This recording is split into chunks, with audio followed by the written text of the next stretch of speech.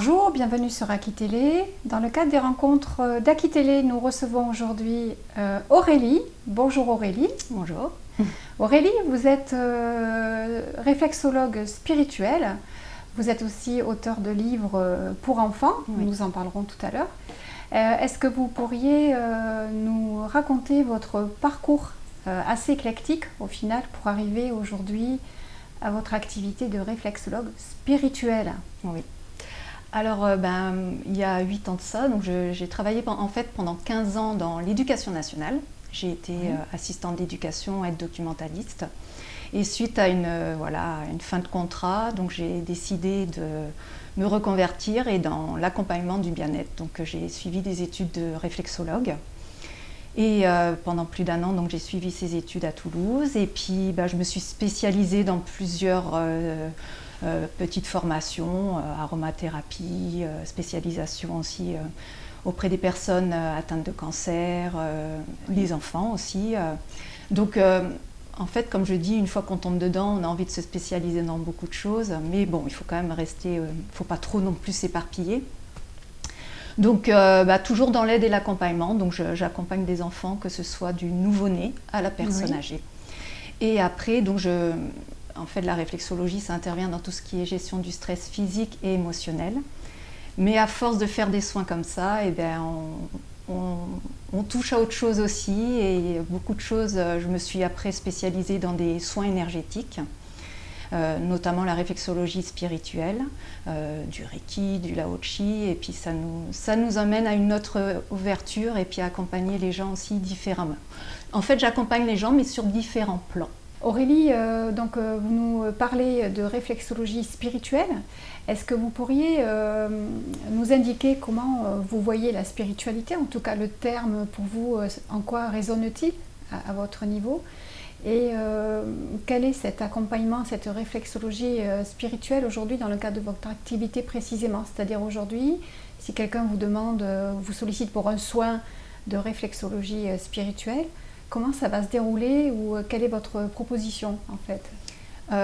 Disons que la spiritualité, on va toucher à quelque chose de non visible, contrairement à la réflexologie pure où voilà, ça va être des pratiques manuelles vraiment où on le voit en fait, où on le ressent. Choses visibles. Voilà, choses visibles. Mais dans la réflexologie spirituelle, c'est-à-dire qu'on va travailler sur tout ce qui est soins énergétiques, mais aussi tout ce qui est aussi chakra, tout ça. Mais on va être plus en imposition des mains. Des mains. Voilà. Mis à part que je termine toujours par une réflexologie plantaire, vraiment aussi pour parce que c'est très important d'être ancré.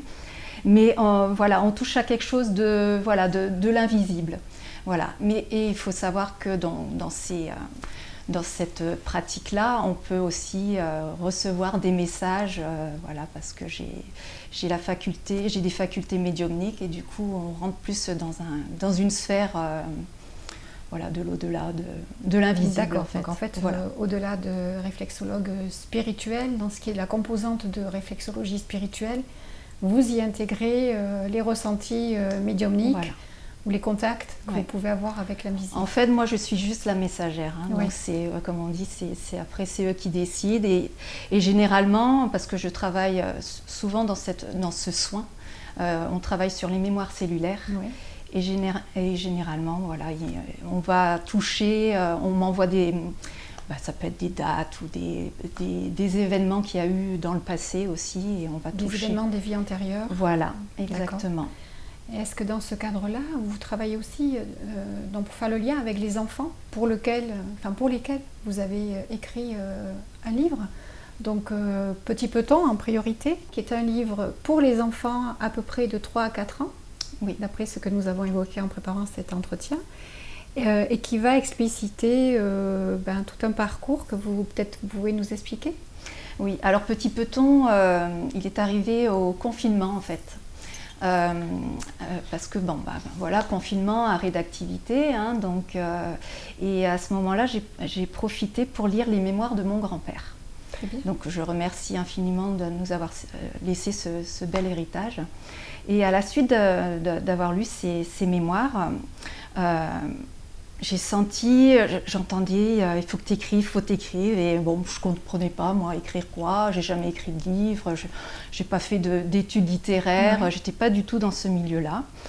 Mais voilà, j'appelle une amie à l'époque et elle me dit bah, écoute Aurélie, je vais commencer un atelier d'écriture. Je profite de ce moment de confinement pour écrire. Et je lui dis ah, bah, moi aussi, ça m'intéresse.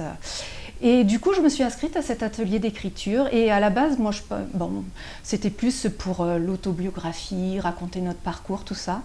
Et moi, pas du tout. J'ai été appelée de suite à écrire pour les enfants. Pour les enfants. Voilà. Donc c'est venu il n'y avait naturellement. pas de hasard. Non, pas de hasard. Et puis j'ai été vraiment guidée. D'accord. Voilà. Et donc avec ce livre, je crois que vous êtes intervenu dans différents établissements scolaires. Oui. Vous pouvez nous expliquer peut-être comment se déroule une présentation auprès de la petite enfance? Oui, parce que l'objectif de ce livre, en fait, c'était déjà faire découvrir la réflexologie auprès des enfants. Et surtout aussi amener les enfants à prendre soin d'eux en fait. Et du coup, mon objectif c'était de faire des ateliers lecture et bien-être. D'accord. Et donc je suis intervenue aussi dans des colonies auprès des enfants. Et voilà, pendant l'atelier, en fait, je commence à écrire, à raconter l'histoire de Petit Peton. Et après, on fait des exercices ludiques voilà, pour les amener parce qu'il y a aussi dans ce livre l'apprentissage des couleurs et des chiffres. C'est très pédagogique en fait, parce que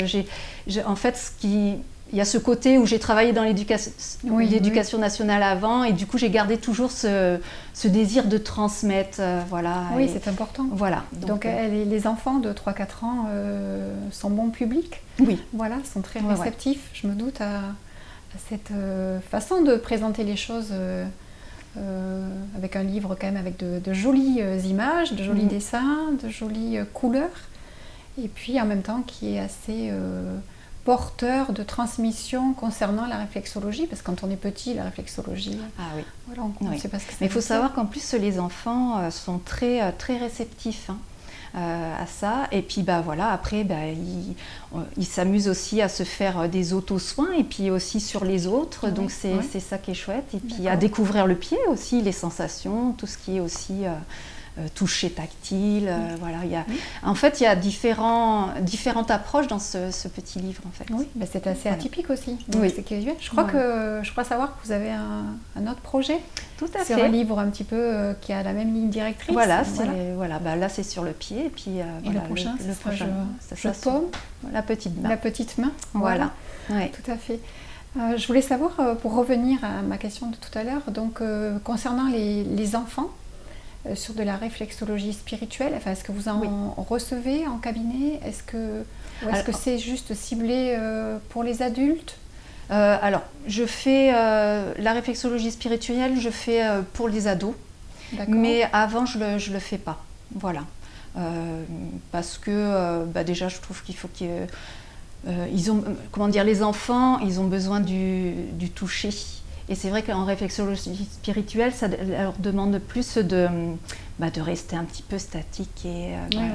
Donc, je ne le fais pas. Après, je peux faire à distance, mais ça, après, il faut voir aussi avec les parents, bien évidemment, mais ça sera différent. Voilà, on peut faire des soins aussi énergétiques à distance, mais voilà. Mais en réflexologie spirituelle, non, les tout petits, je ne fais pas. Voilà, c'est plus les ados. Et est-ce que vous réalisez plus de soins réflexologie spirituelle ou énergétique, même pour adultes, à distance, en cabinet, ou est-ce que ça s'équilibre? Réflexologie spirituelle, c'est quand même en cabinet. D'accord. Voilà. Il vaut mieux venir vous rencontrer. Après, tout souhaite un soin complet et dans les meilleures conditions possibles, en fait. Exactement. Oui, parce que ce que j'aime dans la réflexologie spirituelle, c'est que à la fin, vraiment, c'est aussi la manipulation, cet ancrage qu'on a besoin, parce que voilà, on est quand même dans une société où je pense qu'on manque un petit peu d'ancrage. D'accord. Donc, voilà. Oui, je pense, je vous rejoins sur l'ancrage. Concernant, je reviens sur la spiritualité, vous avez parlé de différentes pistes, de différentes capacités que vous avez. Est-ce que vous pourriez peut-être expliciter un peu pour nos auditeurs et nos auditrices de ce qu'est en fait le contact médiumnique peut-être. Comment ça se passe pour vous, tout simplement? En fait, comme je dis, moi je suis juste la messagère de l'au-delà et lors de soins ou de séances, parce que là aussi par contre ça se passe très bien aussi par téléphone, à distance, je me mets à disposition et je peux recevoir des messages des guides, mais aussi d'êtres chers disparus et ainsi aussi d'animaux. Je fais la connexion aussi animale, mais alors là c'est aussi que ce soit les animaux vivants ou défunts. En fait, je me connecte à l'âme et puis c'est il y a des êtres chers qui peuvent venir passer des messages. Et, voilà. La connexion animale, c'est quelque chose que vous pratiquez souvent? De plus en plus. De plus en plus? Oui, je suis amenée de plus en plus à recevoir les animaux. Et d'ailleurs, même des soins. Des soins aussi. Des soins énergétiques pour les animaux? Soins énergétiques pour les animaux, oui. Intéressant. Ça fonctionne très bien d'ailleurs parce que là, il n'y a pas du tout de filtre. D'accord, oui, c'est en direct. Ouais. Et là, on n'est pas chez un vétérinaire ou autre, on est sur des soins vraiment guidés au final. Exactement. Donc, comme votre écriture. Comme l'écriture. En fait, je suis guidée. En fait, moi, je suis juste l'outil, entre guillemets. Et je me laisse guider. Et, Aurélie, est-ce que vous pourriez nous indiquer vos coordonnées pour vous joindre, qu'elles soient peut-être téléphoniques? Voilà, vous avez un site aussi, peut-être, Internet? Oui. Voilà. Alors, mon cabinet est à l'ERAC, c'est le 16 route Pépile, à l'ERAC. Et ensuite, donc, mon numéro de téléphone, c'est le 06 01 28 20 33.